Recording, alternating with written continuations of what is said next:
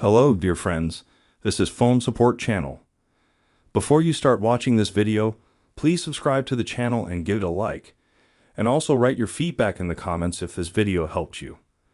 In this video, I want to show and tell you how to hide the text of the message you sent in Telegram. How to send a message as a spoiler.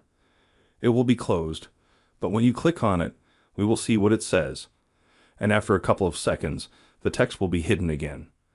This feature is also called a spoiler, which we can use to somehow surprise the other person in a dialogue. How can we do this? Very simple. You click on the message, write any text, select it, and click on the button, Format. Then we flip through and find the item Spoiler. Press. Send a message and it is sent in such a form.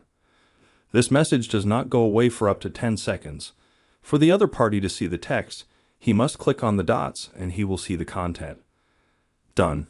If you like this video, put likes and subscribe to the channel.